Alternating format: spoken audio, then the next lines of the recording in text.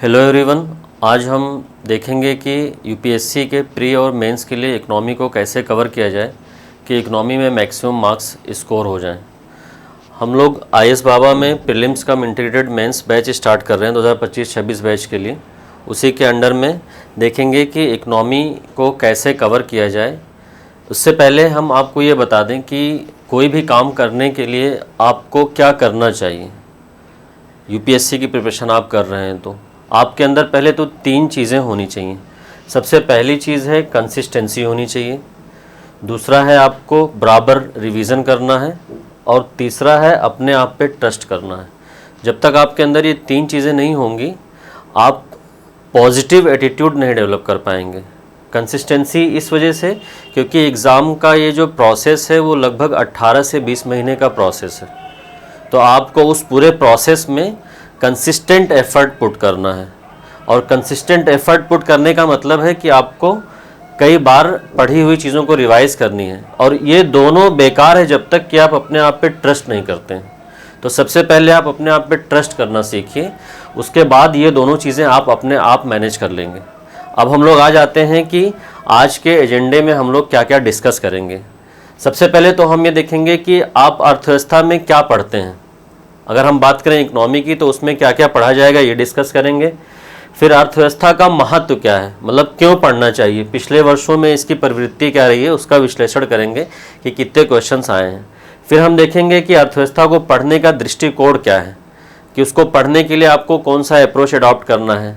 बहुत ज़्यादा आपको फैक्ट मगअप करने हैं या एनालिटिकल स्किल डेवलप करनी है।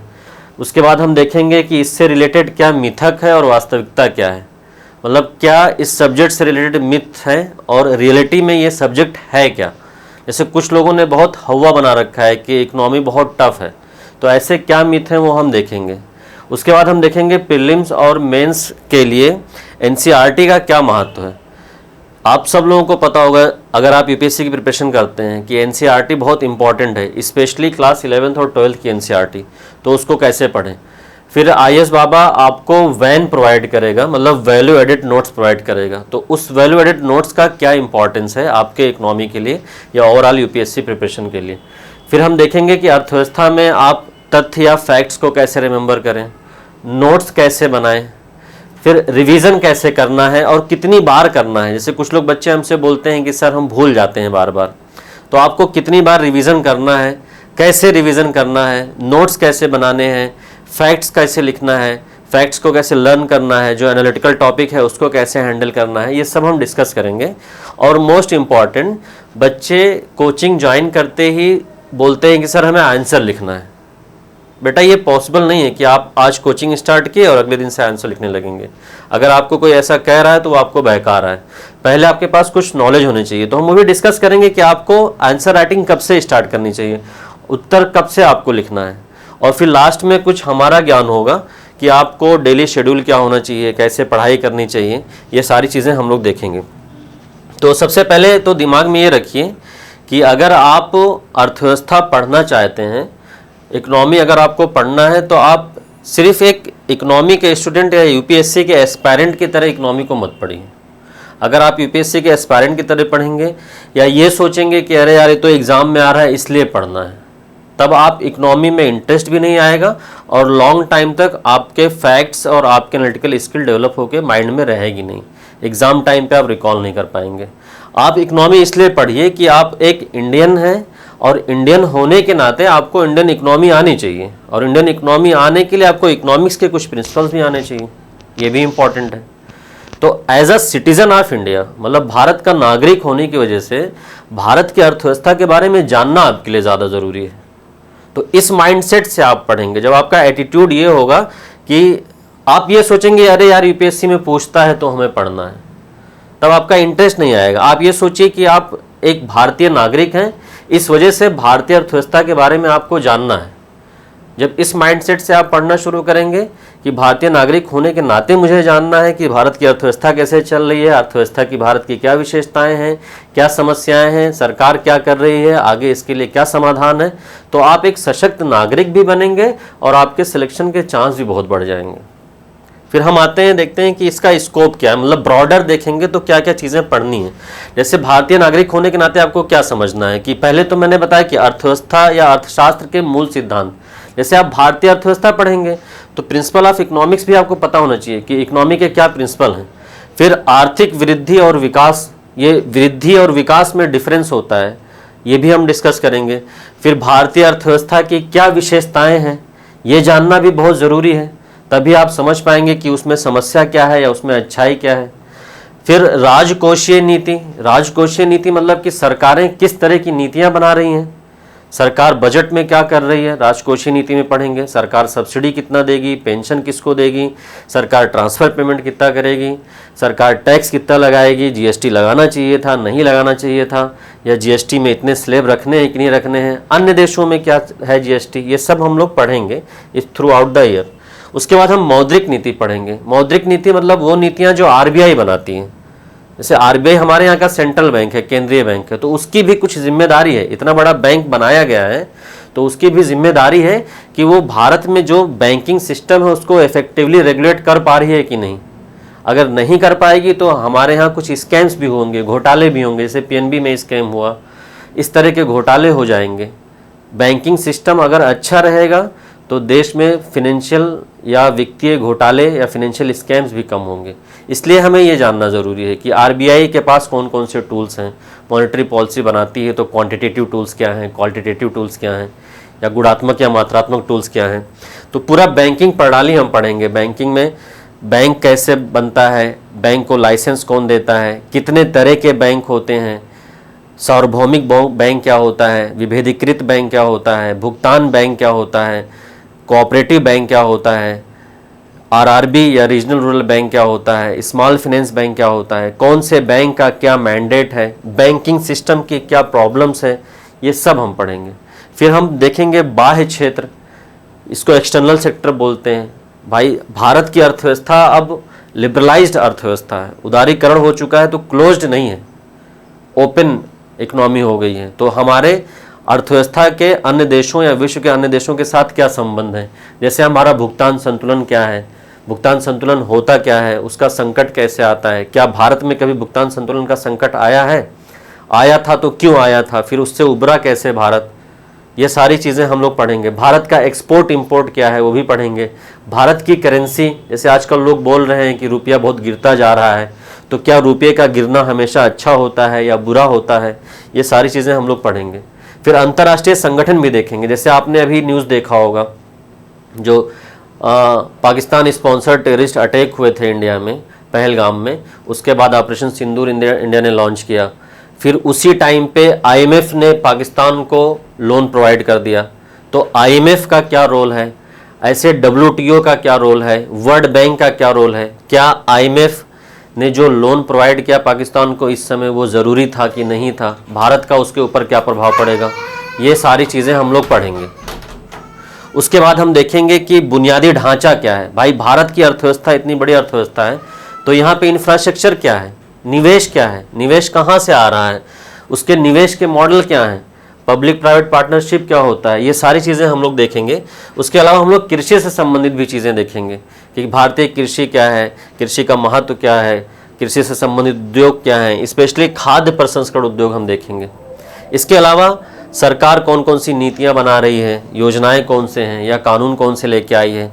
जैसे सरकार नेशनल फूड सिक्योरिटी मिशन लेके आई कि खाद्यान्न का उत्पादन बढ़ाया जाए, नेशनल फूड सिक्योरिटी एक्ट लेके आई कि सब्सिडाइज रेट पे फूड ग्रेन उपलब्ध किया जाए। ये सारी चीज़ें हम लोग यहाँ पे कवर करेंगे। अब हम आपको बोले थे कि बताएंगे ट्रेंड क्या है। ट्रेंड मतलब कि किस ईयर में क्या क्या पूछा गया है, तो ये ओवरऑल ट्रेंड आपके पास है। इस ओवरऑल ट्रेंड में आप जब देखेंगे तो ये इकोनॉमी का पार्ट है,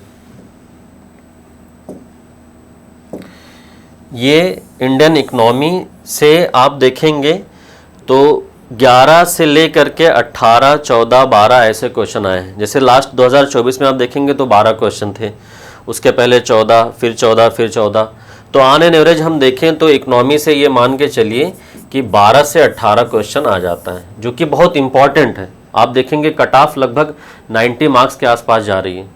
तो अगर हम 12 से 18 क्वेश्चन यहाँ से कर लेते हैं और कुछ इकोनॉमिक्स के करंट अफेयर भी यहाँ पे आते हैं, तो ओवरऑल देखा जाए तो 15 से 20 क्वेश्चन जो है हमारा इकोनॉमी से आ जाता है, अगर करंट अफेयर इकोनॉमिक्स का और कोर मिला के देखा जाए तो।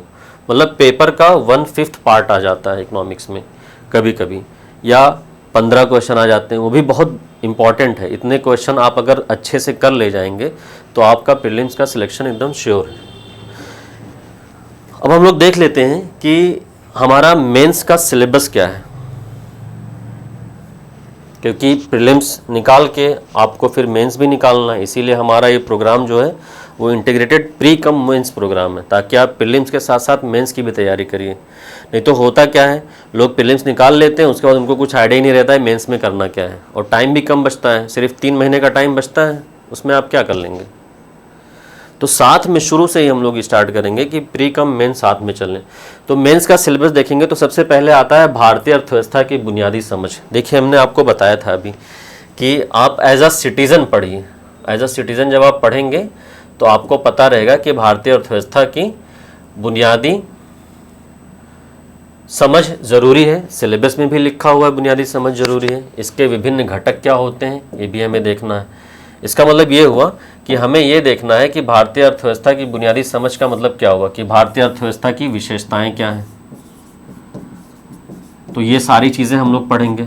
जैसे भारत की अर्थव्यवस्था कृषि आधारित अर्थव्यवस्था है, भारत की अर्थव्यवस्था मिश्रित है, भारत की अर्थव्यवस्था अब खुली अर्थव्यवस्था हो गई है। एलपीजी रिफॉर्म जो हुआ उसके बाद भारत की अर्थव्यवस्था पे क्या इम्पैक्ट पड़ रहा है। उसके बाद इसके विभिन्न घटक हम देखेंगे, भारतीय अर्थव्यवस्था के कौन कौन से घटक हैं। फिर देखिए कोई भी देश की अर्थव्यवस्था है, किसी घर की अर्थव्यवस्था है या आपकी अपनी अर्थव्यवस्था है, उसके लिए या उसको चलाने के लिए संसाधन बहुत आवश्यक होते हैं। तो संसाधनों का जुटाव कैसे किया जाए, यानी रिसोर्सेज का मोबिलाइजेशन कैसे किया जाए। तो रिसोर्सेज का मोबिलाइजेशन करने से पहले हम आपको ये भी बताएंगे कि रिसोर्स बोलते किसको। पहले तो ये जानना ज़रूरी है रिसोर्स कितने टाइप के होते हैं, ये जानना ज़रूरी है।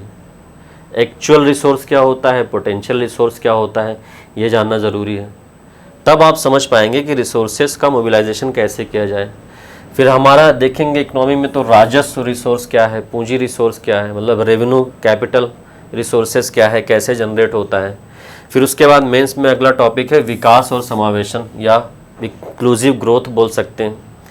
मैंने आपको बताया था ना कि विकास और वृद्धि दोनों में डिफरेंस है। इकोनॉमिक डेवलपमेंट और इकोनॉमिक ग्रोथ, मतलब आर्थिक वृद्धि या आर्थिक समृद्धि और आर्थिक विकास में अंतर है। तो क्या अंतर है, आर्थिक समृद्धि या इकोनॉमिक ग्रोथ में ऐसी क्या प्रॉब्लम है कि अब लोग विकास और समावेशन की बात करने लगे हैं, यानी समावेशी विकास की बात करने लगे हैं।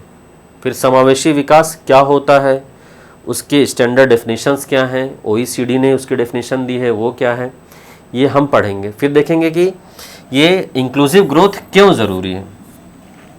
भाई आर्थिक समृद्धि चल रही थी, जीडीपी ग्रो कर रही थी, लेकिन उस जीडीपी ग्रोथ का इम्पैक्ट क्या पड़ रहा था सोसाइटी पे, एज अ कंट्री होल पे क्या इम्पैक्ट पड़ रहा था, भारत पे क्या इम्पैक्ट पड़ रहा था, भारत के जो निचले तबके के लोग हैं, शोषित लोग हैं, मार्जिनलाइज्ड लोग हैं, उन पे क्या प्रभाव पड़ रहा था।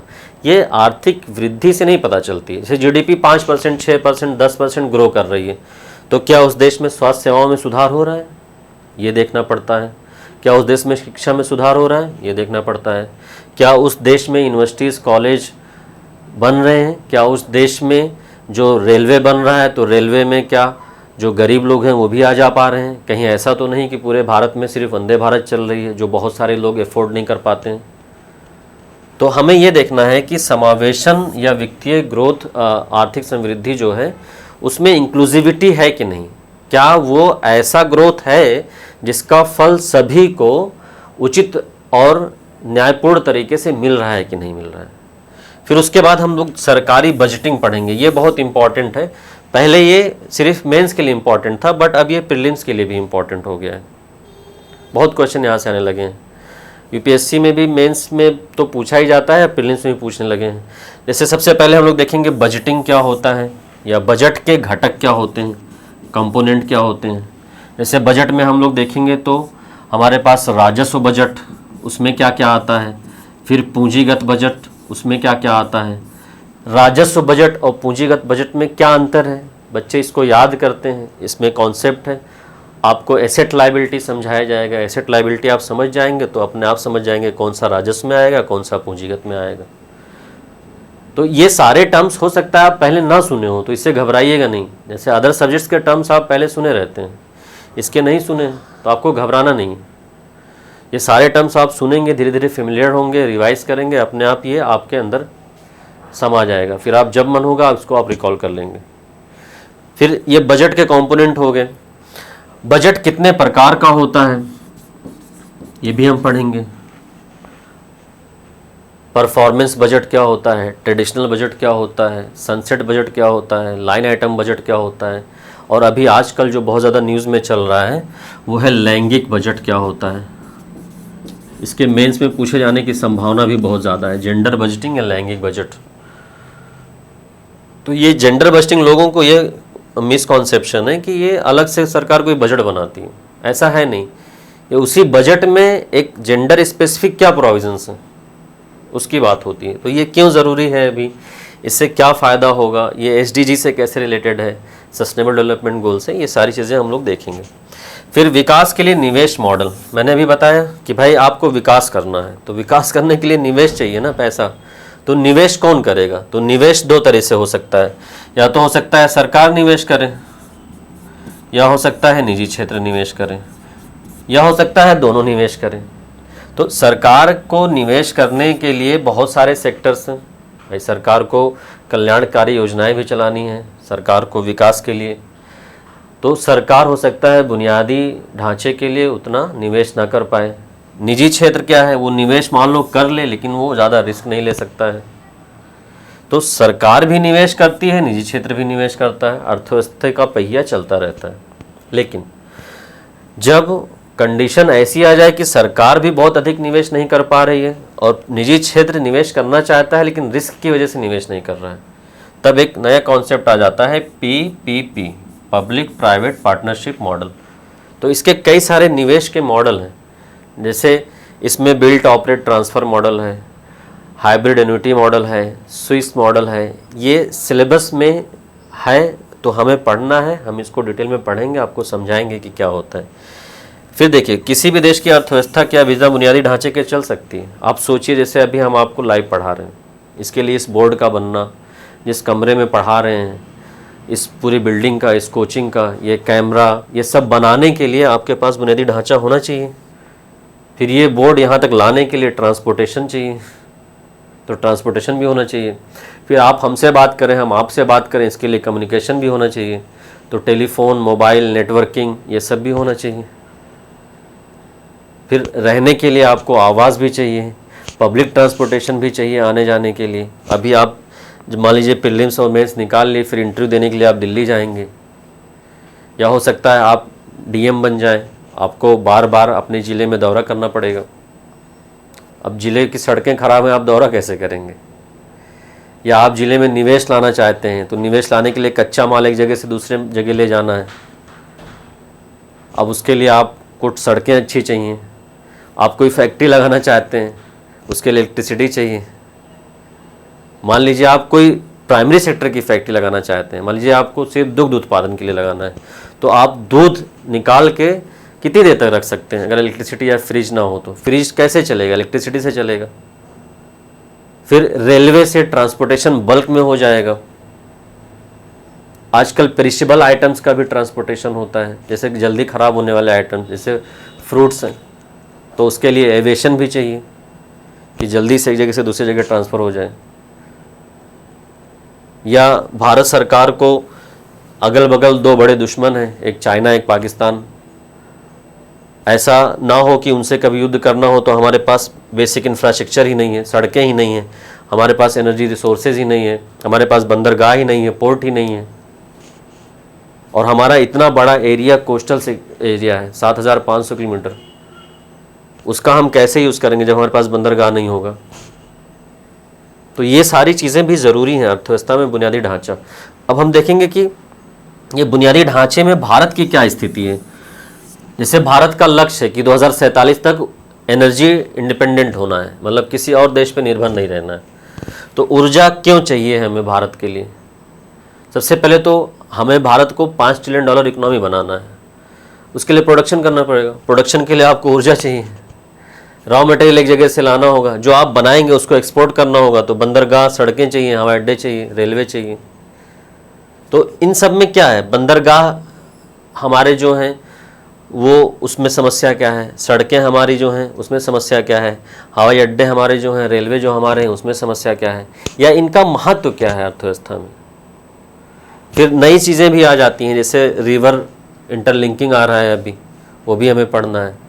तो ये सारी चीज़ें हम लोग इकोनॉमिक्स के सिलेबस में देखेंगे, मेंस के। फिर उसके बाद एक बहुत इम्पॉर्टेंट चीज़ आपको भी पता होगा, एक बड़ी इम्पॉर्टेंट चीज़ है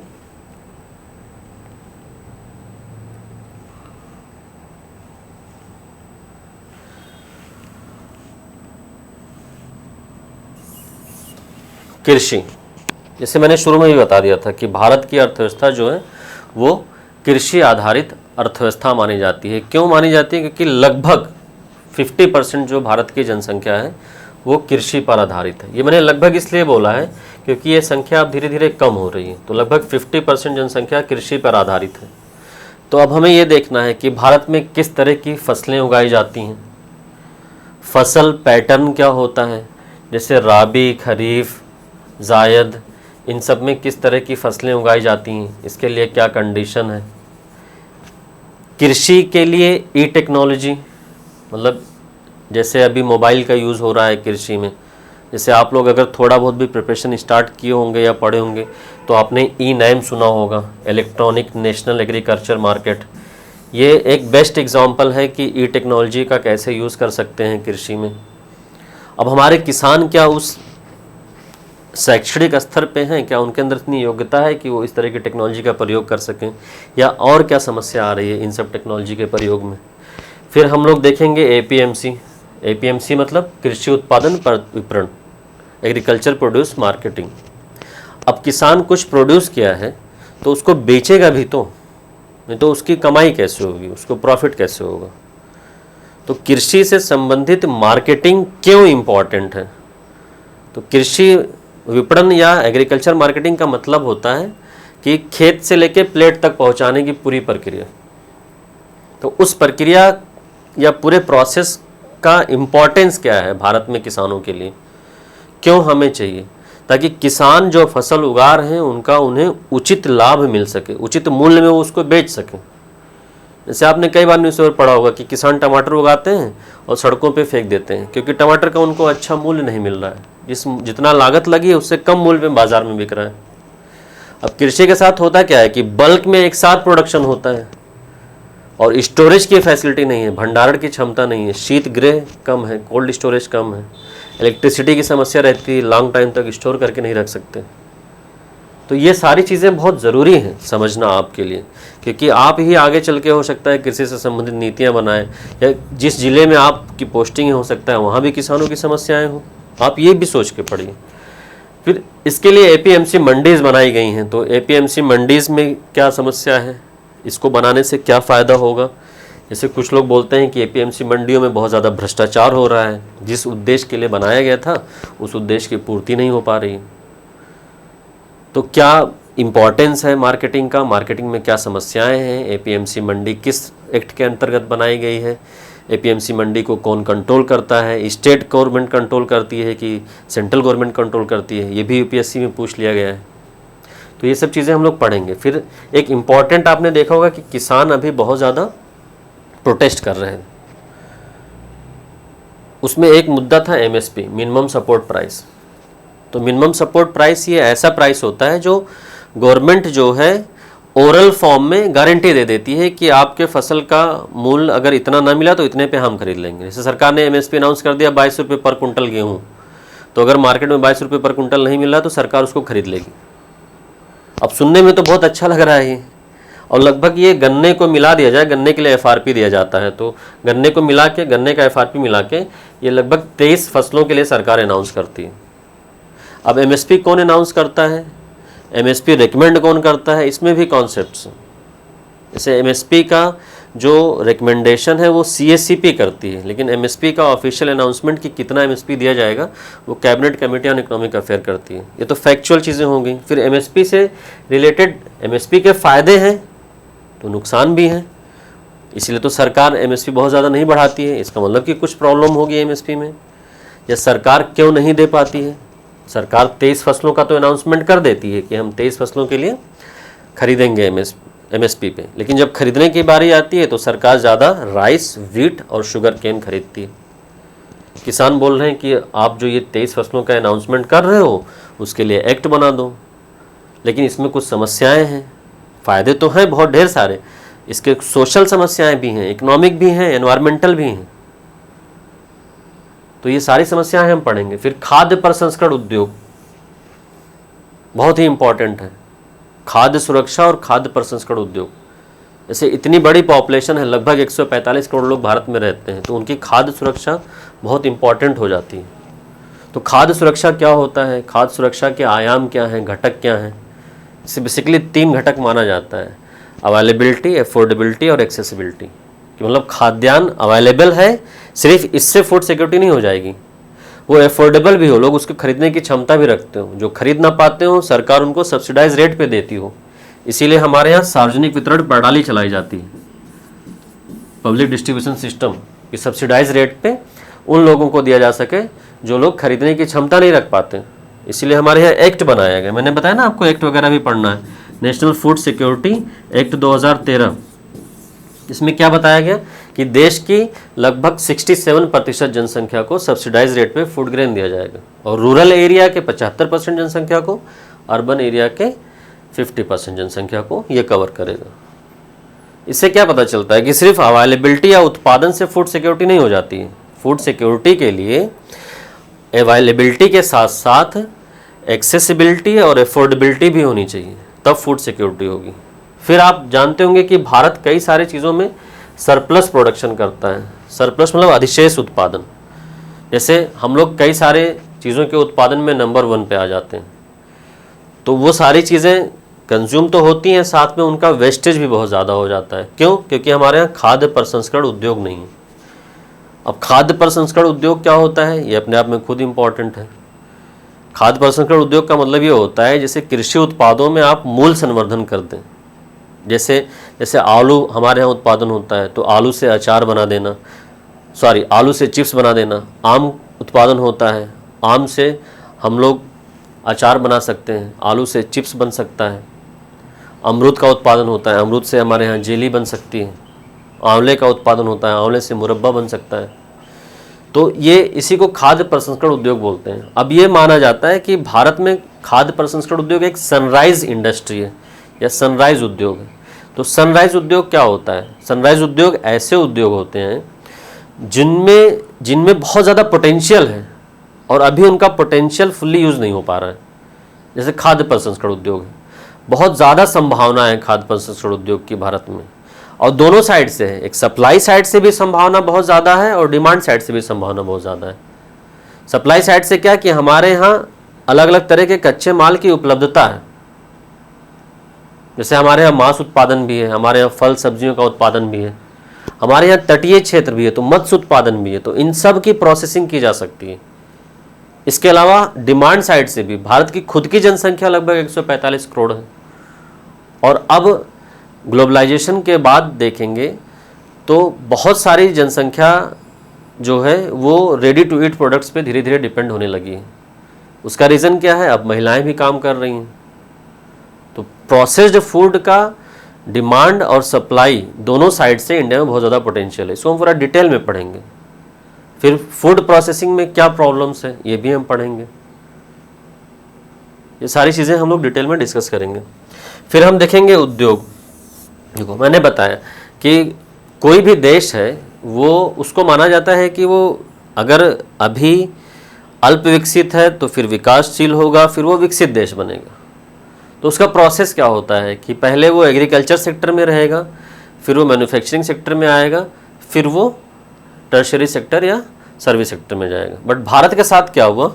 भारत मैन्युफैक्चरिंग को स्किप कर गया, इंडस्ट्रियल फेज को स्किप कर गया। भारत प्राइमरी से सीधे टर्शरी सेक्टर में स्किप कर गया। इस वजह से आप देखेंगे भारत में जॉबलेस ग्रोथ है। ग्रोथ तो हो रही है, हमारी अर्थव्यवस्था बढ़ रही है। यूपीएससी में क्वेश्चन पूछा गया था कि जॉबलेस ग्रोथ क्या होता है और क्यों होता है। तो एक बड़ा रीज़न इसका यही है कि हमने अपने इंडस्ट्रीज़ पे फोकस नहीं किया, इंडस्ट्रियलाइजेशन हो नहीं पाया हमारे यहाँ सही से, क्योंकि हमारी उद्योग नीति में और उदारीकरण के बाद की नीतियों में कुछ समस्याएं थी। तो सबसे पहले तो हम अपनी उद्योग नीतियाँ पढ़ेंगे कि हमारी उद्योग नीतियाँ क्या क्या थीं, या उद्योग क्यों ज़रूरी है भारत जैसे देश के लिए जिसकी आबादी इतनी ज़्यादा है। और यहाँ पे मोस्टली देखो, टर्शरी सेक्टर या सर्विस सेक्टर ग्रो कर रहा है, अच्छी बात है, लेकिन टर्शरी सेक्टर में जॉब किसको मिल रहा है? जो स्किल्ड लोग हैं। उद्योगों में क्या है, स्किल्ड के साथ साथ सेमी स्किल्ड लोगों को भी जॉब मिल सकती है, स्पेशली अगर वो लेबर इंटेंसिव इंडस्ट्रीज़ है, श्रम आधारित उद्योग है, जैसे टेक्सटाइल है, कपड़ा है। तो भारत की एक बड़ी जनसंख्या को इसमें समाहित किया जा सकता है, उसको रोज़गार दिया जा सकता है। इसलिए गांधी जी ने भी बोला था कि कुटीर उद्योगों को फोकस करो, क्योंकि वो जानते थे कि भारत की बड़ी जनसंख्या जो है वो इसी जैसे लेबर आधारित उद्योगों पे या श्रम आधारित उद्योगों में समाहित की जा सकती है, उसको रोज़गार दिया जा सकता है। फिर हम उदारीकरण भी पढ़ेंगे, एलपीजी रिफॉर्म, लिबरलाइजेशन, कि क्या हुआ, क्या ऐसी ज़रूरत पड़ गई कि भारत की अर्थव्यवस्था जो शुरू में बंद अर्थव्यवस्था मानी जाती थी, उसको ऐसी क्या ज़रूरत पड़ी, ऐसी क्या उस अर्थव्यवस्था में समस्याएं आ गई कि भारत को उदारीकरण करना पड़ा। और उदारीकरण के बाद जो हमारी औद्योगिक नीति है, स्पेशली जिसको हम एलपीजी रिफॉर्म बोलते हैं, वो क्या होता है, लिबरलाइजेशन, प्राइवेटाइजेशन और ग्लोबलाइजेशन रिफॉर्म। फिर उसकी नीड क्यों पड़ गई, उस रिफॉर्म के अंडर में सरकार ने क्या किया, लिबरलाइजेशन में क्या किया सरकार ने, प्राइवेटाइजेशन में सरकार ने क्या किया, ग्लोबलाइजेशन में सरकार ने क्या किया। फिर इसके इम्पैक्ट क्या हैं अलग अलग सेक्टर पे, एग्रीकल्चर पे क्या इम्पैक्ट पड़ा, मैन्युफैक्चरिंग में क्या इम्पैक्ट पड़ा, सर्विस सेक्टर में क्या इम्पैक्ट पड़ा। ये सारी चीज़ें हम लोग डिटेल में पढ़ेंगे एलपीजी रिफॉर्म के बारे में। और ये बहुत ही इम्पॉर्टेंट है एलपीजी रिफॉर्म, क्योंकि इसके अंडर में फिर कई सारे कॉन्सेप्ट आ जाते हैं, जैसे प्राइवेटाइजेशन और डिसइन्वेस्टमेंट। लोगों को लगता है एक ही चीज़ है, मतलब निजीकरण और विनिवेश, जबकि दोनों में अंतर होता है। बट मोस्टली बच्चे इसमें कंफ्यूज रहते हैं कि निजीकरण और विनिवेश एक ही चीज़ है। ऐसे वैश्वीकरण है, तो वैश्वीकरण की क्यों आवश्यकता है, ये सारी चीज़ें हम लोग डिस्कस करेंगे। फिर हमने बोला कि सरकारी नीतियाँ और हस्तक्षेप विभिन्न क्षेत्रों के विकास के लिए। मैंने बताया कि देखो, अर्थव्यवस्था जो है किसी देश की सुचारू रूप से चल रही कि नहीं चल रही है, इसकी जिम्मेदारी सरकार की भी होती है, केंद्रीय बैंक जैसे आरबीआई है उसकी भी होती है। बट सरकार अगर इस तरह की नीतियां बनाएगी तो केंद्रीय बैंक के लिए भी काम करना इजी होता है। लेकिन सरकार और आरबीआई के बीच में अगर टसल चलेगा तो वो देश की विकास को प्रभावित करेगा। इसलिए हमें सरकारी नीतियों पे भी नज़र रखनी है कि सरकार किस तरह की नीतियां बनाती है और कहाँ पे हस्तक्षेप करती है। मतलब कि सरकार सब्सिडी किस सेक्टर में दे रही है, सब्सिडी देना चाहिए कि नहीं देना चाहिए, सब्सिडी के क्या फ़ायदे हैं, क्या नुकसान हैं, सब्सिडी को ख़त्म कर देना चाहिए कि नहीं। फिर कुछ लोग बोलते हैं कि सब्सिडी सारी हटा के एक यूनिवर्सल बेसिक इनकम दे दिया जाए, यानी सब सब्सिडी ख़त्म कर दो, उसकी जगह पे यूनिवर्सल बेसिक इनकम दे दो। तो अब यूनिवर्सल बेसिक इनकम होता क्या है, इसमें क्या फ़ायदे हैं, इसकी क्या समस्याएं हैं, ये सारी चीज़ें हम लोग देखेंगे। और विभिन्न क्षेत्रों के लिए, ये सिर्फ कृषि क्षेत्र के लिए नहीं है, उद्योगों के लिए भी देखना है, सेवा क्षेत्र के लिए भी देखना है।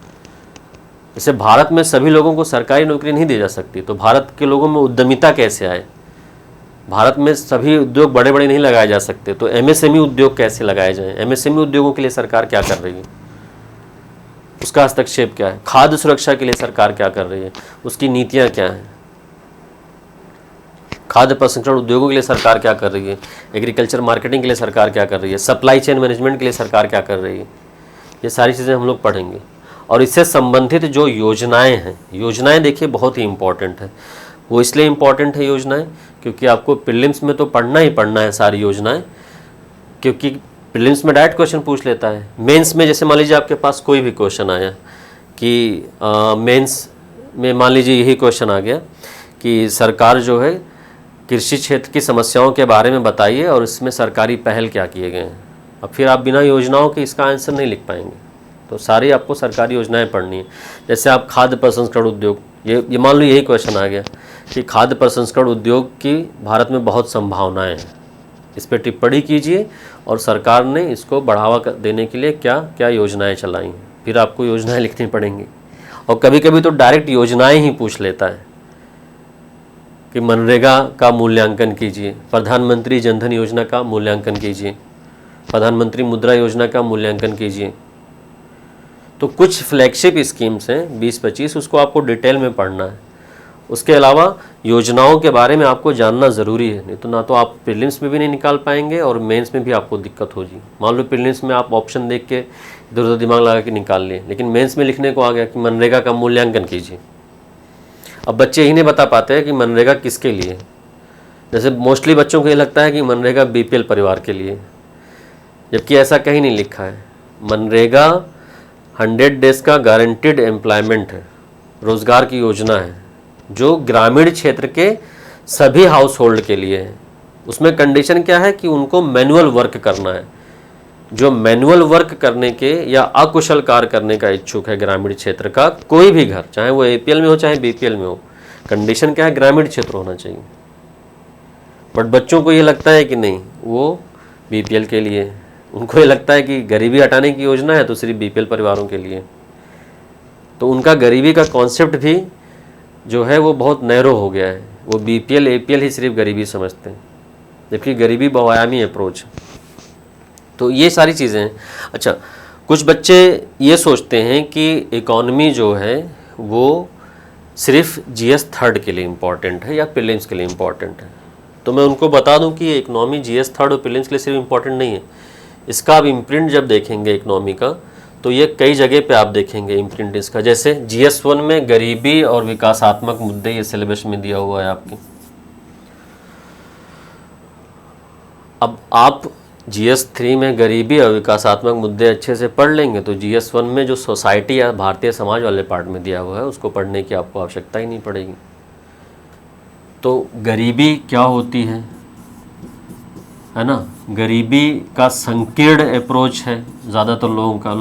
लोग मानते हैं कि इतना परिवार एक्सपेंडिचर कर रहा है, इसके ऊपर तो वो एपीएल, इसके नीचे बीपीएल है। लेकिन फिर यूएनडीपी आया, उसने कहा नहीं भाई, इसका बहुआयामी अप्रोच है। गरीबी सिर्फ आय या खर्चे से नहीं है, बहुत सारी चीज़ों से है। फिर गरीबी के भारत में कारण क्या है, वो सारे कारण हम देखेंगे। कारण में हम सामाजिक कारण भी पढ़ेंगे। ये नहीं कि हम आप जीएस में पढ़ रहे हैं तो सामाजिक कारण नहीं पढ़ेंगे। सामाजिक कारण भी हैं उसके, आर्थिक कारण भी हैं, राजनीतिक कारण भी हैं। सामाजिक कारण एक सबसे बड़ा कारण ये है कि महिलाओं की श्रम में भागीदारी कम है, क्योंकि पितृसत्तात्मक समाज है हमारा भारत का। महिलाओं को हम घर के बाहर काम करने की अनुमति नहीं देते हैं, स्पेशली नॉर्थ इंडिया में। यह माना जाता है कि महिलाओं की इज्जत से घर की इज्जत जुड़ी हुई है। इस वजह से महिलाओं के लिए अपॉर्चुनिटी कम हो जाती है। अब लगभग 50% महिलाएं घर के अंदर रहेंगी तो अर्थव्यवस्था में विकास कैसे होगा? परिवार की गरीबी ही नहीं खत्म होगी। परिवार में एक अकेला आदमी पैसा कमाएगा, उसी के ऊपर पूरा बोझ होगा। तो ये सारी चीज़ें सामाजिक भी पढ़ना है, हम पढ़ेंगे पूरा। उसके बाद आर्थिक कारण भी हैं, कई सारे कारण हैं इसके गरीबी के। फिर गरीबी को मापन कैसे किया जाता है, इसके लिए कई सारी समितियाँ बनी हुई हैं। तो वो सारी समितियां हम लोग डिटेल में पढ़ेंगे कि कौन सी समिति ने कब क्या रिकमेंडेशन दिया। और गरीबी जब हम पढ़ेंगे तो गरीबी का एक बहुत बड़ा कारण क्या होता है, बेरोजगारी।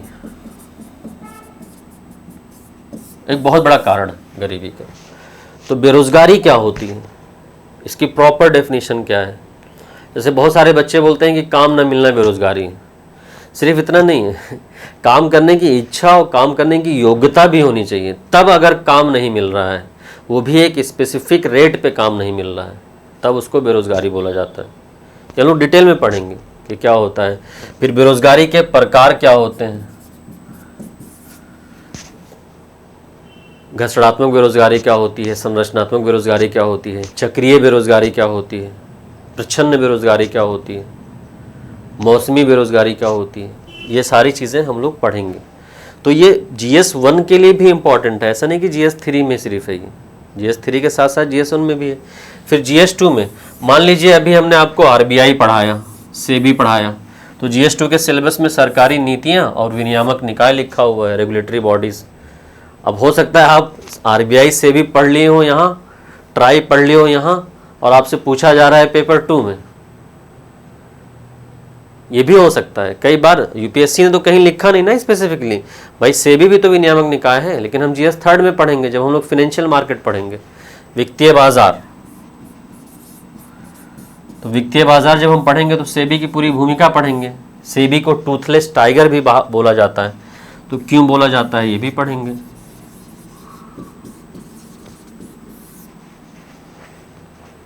तो वित्तीय बाजार जब हम डिटेल में पढ़ेंगे तो सेबी के बारे में भी पढ़ेंगे। फिर वित्तीय बाजार क्या होता है इसको भी हम डिटेल में पढ़ेंगे। वित्तीय बाजार कितने प्रकार का होता है, मोस्टली ये 2 प्रकार का होता है वित्तीय बाजार। एक होता है कैपिटल मार्केट, एक होता है मनी मार्केट। मनी मार्केट जो शॉर्ट टर्म्स के इंस्ट्रूमेंट्स होते हैं 1 साल से कम के लिए उसको मनी मार्केट बोलते हैं। लॉन्ग टर्म वाले जो 1 साल से ज़्यादा के होते हैं उसको कैपिटल मार्केट बोलते हैं, है ना। फिर सारी चीज़ें हम देखेंगे इसमें कि शेयर मार्केट, स्टॉक मार्केट क्या होता है, बॉन्ड क्या होता है, डेट क्या होता है, इक्विटी क्या होती है। Bond, debt, equity, share, debenture, इन सब में डिफरेंस क्या है, अलग अलग तरह के बॉन्ड कौन से हैं, अलग अलग तरह के म्यूचुअल फंड्स कौन से हैं, इन्वेस्टमेंट फंड कौन से हैं, हेज फंड क्या होता है, पार्टिसिपेटरी नोट्स क्या होता है। ये सारी चीज़ें हम लोग यहाँ पे डिटेल में पढ़ेंगे। फिर ऐसा नहीं कि GS4 में भी इसका यूज़ हो सकता है। जैसे कैसे बच्चे हमसे पूछते हैं सर इकोनॉमी का GS4 में क्या यूज़ है। जैसे आपने मान लीजिए 7 सीन ऑफ गांधी जी पढ़ा, अब उसमें एक चीज़ है प्लेजर विदाउट कंसाइंस या वेल्थ विदाउट वर्क। तो अब जब आप सब्सिडी पढ़ेंगे तो सब्सिडी क्या है, वेल्थ विदाउट वर्क ही तो है भाई। आपको एक फिक्स अमाउंट में मिल रहा है तो हो सकता है आप उसका मिसयूज़ कर लें। जैसे सरकार यूनिवर्सल बेसिक इनकम और सब्सिडी, ये हम लोग अभी GS3 में पढ़ेंगे, इसका यूज़ हम लोग GS4 में करेंगे। Work, wealth without work. अब किसी को यूनिवर्सल बेसिक इनकम की एक समस्या हम क्या लिखते हैं कि सबको अगर यूनिवर्सल बेसिक इनकम में सबको पैसा दिया जाए तो हो सकता है कुछ लोग उसका मिसयूज़ करें, अल्कोहल की तरफ जाएं, शराब का सेवन करना स्टार्ट कर दें। तो आपको दिमाग खोल के रखना है, ऐसा नहीं कि आप GS3 पढ़ रहे हैं तो उसको 1 2 3 से लिंक नहीं करना है। फिर शासन में ईमानदारी, सिविल सेवा में मूल वैल्यूज़ क्या होने चाहिए सिविल सर्वेंट्स में। सबसे इम्पॉर्टेंट जो वैल्यू सिविल सर्वेंट में होना चाहिए वो होना चाहिए इकोनॉमी और एफिशिएंसी। ये वैल्यू ही लिखते हैं हम लोग, इकोनॉमी एंड एफिशिएंसी। तो इकोनॉमी मतलब क्या होता है, इकोनॉमी मतलब यही होता है कि वेस्टफुल एक्सपेंडिचर को कैसे मिनिमाइज़ किया जाए।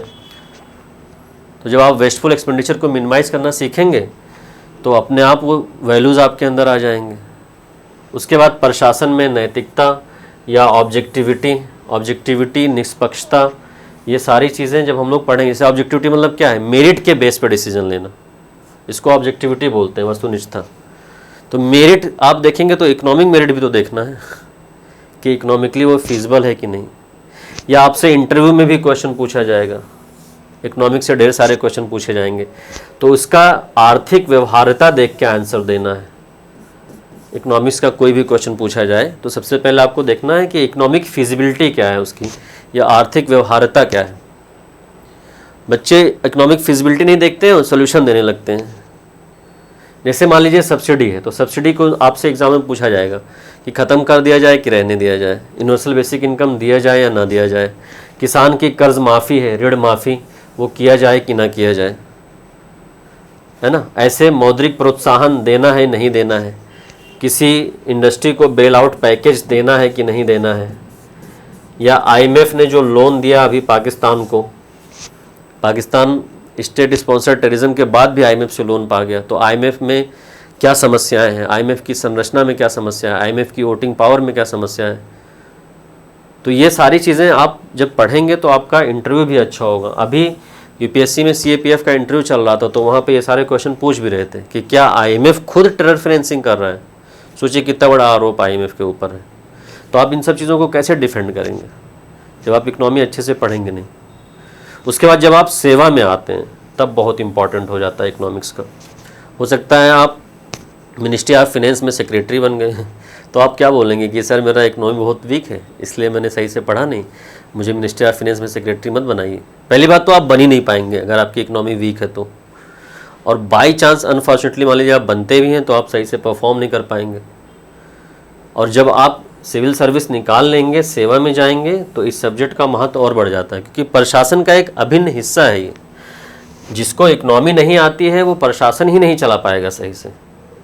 तो आप तो भूल जाइए कि बिना इकोनॉमिक्स के आप एक अच्छा प्रशासन चला सकते हैं, क्योंकि आर्थिक मुद्दों की समझ नहीं होगी, आर्थिक व्यवहार्यता ही नहीं आएगी आपके अंदर, तो आप ये सारी चीज़ें कर ही नहीं पाएंगे। ठीक है, अब उसके बाद हम लोग आ जाते हैं अप्रोच कैसे रखना है। देखो, सबसे पहले तो दिमाग से ये निकाल दो कि इकोनॉमी इज़ डिफ़िकल्ट, पहले दिमाग से ही निकाल दो। इकोनॉमी डिफ़िकल्ट नहीं है, हाँ इकोनॉमी थोड़ा टेक्निकल है। टेक्निकल मैं इसलिए बोल रहा हूँ क्योंकि इसमें बहुत सारे टर्म्स ऐसे हैं जो आपने पहले नहीं सुने होंगे, तो वो टर्म्स टेक्निकल टर्म्स हैं, बस उन टर्म्स को आप समझ लिए तो economy is the easiest subject to score good marks, बहुत अच्छे मार्क्स लेके आएंगे आप इकोनॉमिक्स में। बट होता क्या है ना, इन टर्म्स से हमारा परिचय नहीं होता है, फेमिलियरिटी नहीं होती है इन टर्म्स की, तो हम अच्छे से समझ नहीं पाते। जैसे आपने शायद कभी ना सुना हो कि फिस्कल कंसोलिडेशन क्या होता है, तो आप कैसे समझ पाएंगे फिस्कल कंसोलिडेशन? या फिस्कल स्टिमुलस क्या होता है, आप नहीं सुने हैं, तो आप कैसे समझ पाएंगे? ये हम समझाएंगे आपको। राजकोषीय प्रोत्साहन क्या होता है, राजकोषीय विवेक क्या होता है, ये आप नहीं जानते हैं पहले, तो कैसे समझ पाएंगे? जैसे अभी हम आपको जब पढ़ाएंगे तो आपको बताएंगे एक वेंचर कैपिटल फंड, अब आपने कभी नहीं सुना है वेंचर कैपिटल फंड, तो आप क्या जान पाएंगे कि वेंचर कैपिटल फंड क्या होता है? नहीं जान पाएंगे। जैसे हम आपको अभी पढ़ाएंगे स्टैगफ्लेशन, तो आप कभी सुने नहीं हैं स्टैगफ्लेशन, जब इन्फ्लेशन पढ़ाएंगे तो आप जान पाएंगे क्या है? नहीं। तो ऐसे बहुत सारे टर्म्स हैं इकोनॉमी में, इस वजह से इकोनॉमी थोड़ा टेक्निकल है। हाँ, बट इसमें स्कोर करना बहुत ईजी है, क्योंकि इन सारे टेक्निकल टर्म्स का आपको विश्लेषण करना आ गया, तो विश्लेषणात्मक और तथ्यात्मक दोनों चीज़ों पे आपने ध्यान दे लिया। फैक्ट भी थोड़ा सा लर्न करना है इकोनॉमिक्स में, ऐसा नहीं है।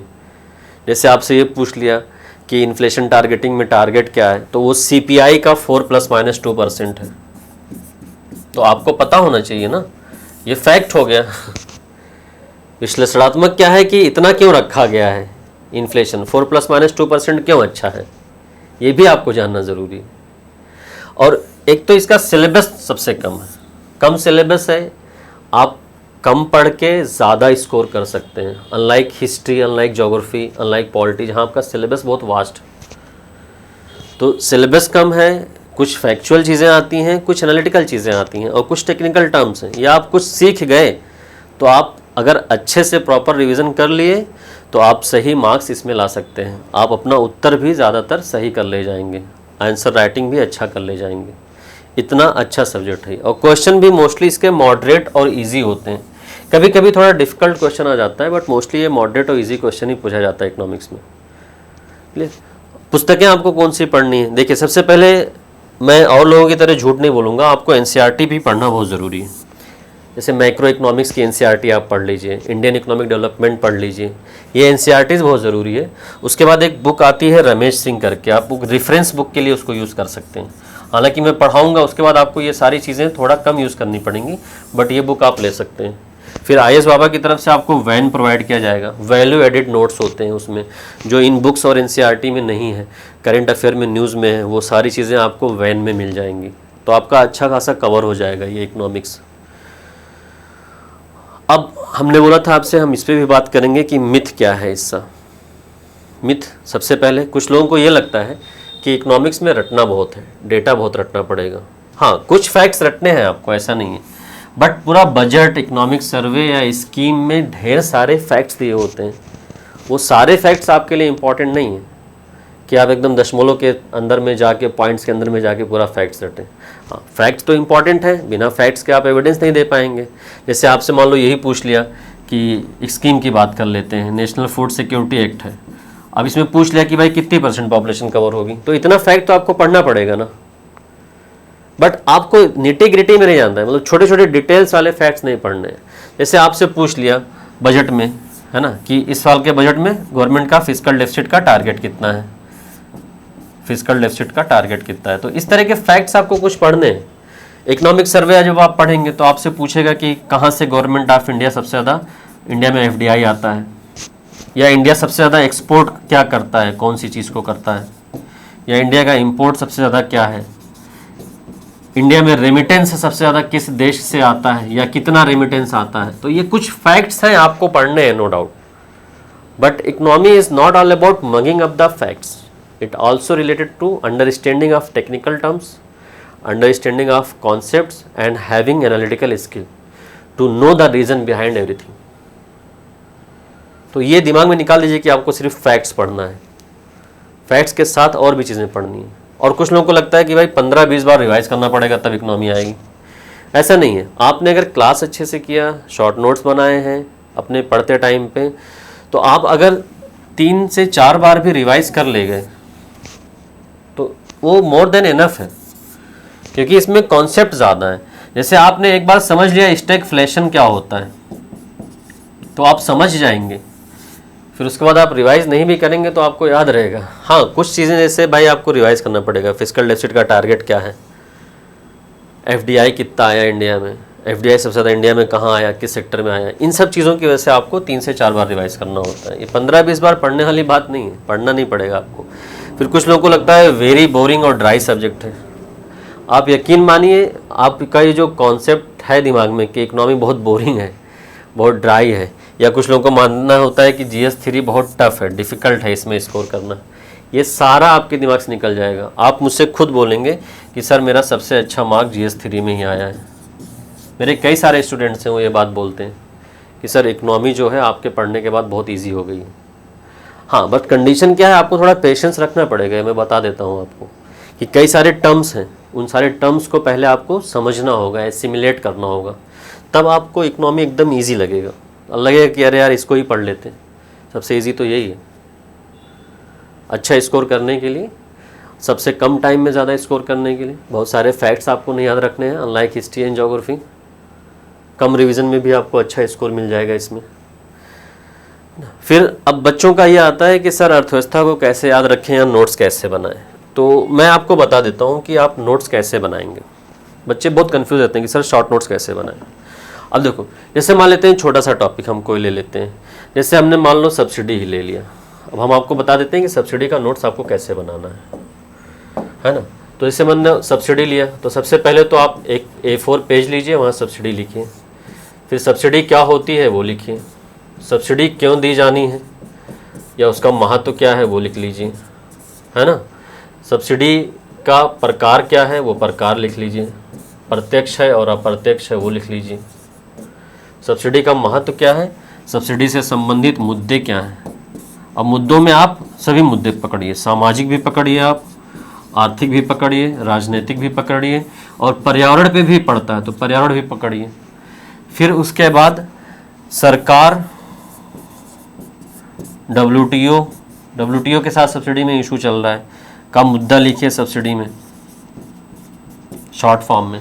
फिर उसके बाद आप निष्कर्ष, वो वे फॉरवर्ड लिखिए कि सरकार को क्या करना है। जैसे कुछ लोग बोलते हैं सब्सिडी को ख़त्म कर दीजिए, ख़त्म नहीं करना होता है, सब्सिडी का रेशनलाइजेशन करना होता है या तार्कीकरण करना होता है।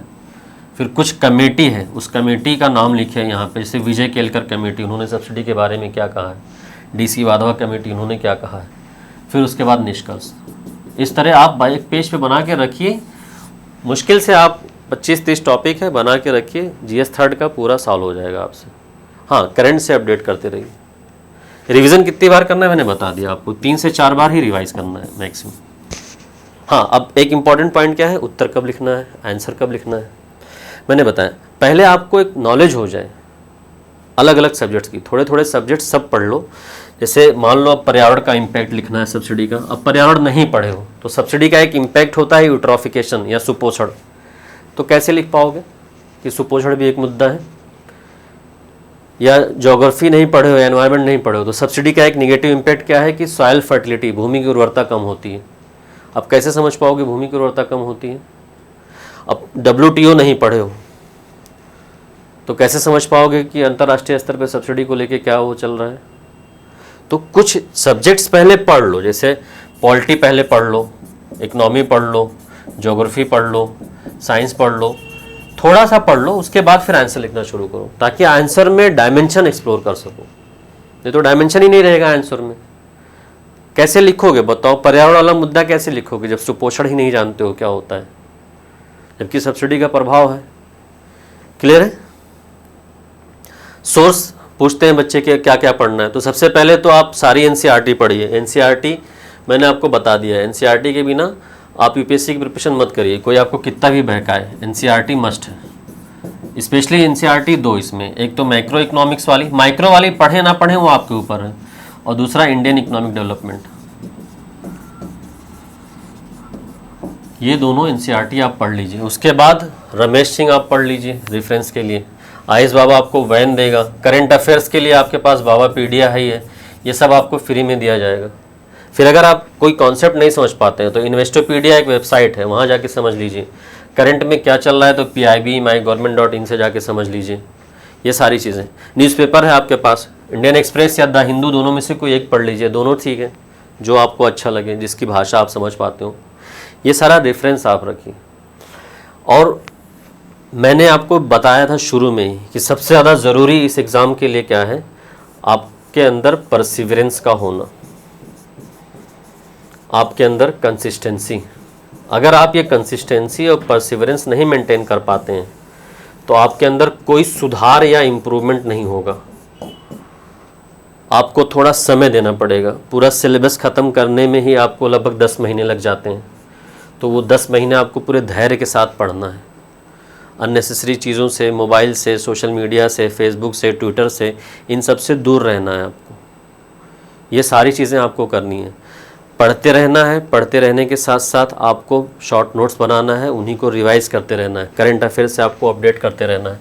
ये सारी चीज़ें आप करिए और यकीन मानिए आप एक अच्छी रैंक लेके आएंगे। और कोई डाउट होगा तो आप कमेंट सेक्शन में पूछ सकते हैं। Thank you.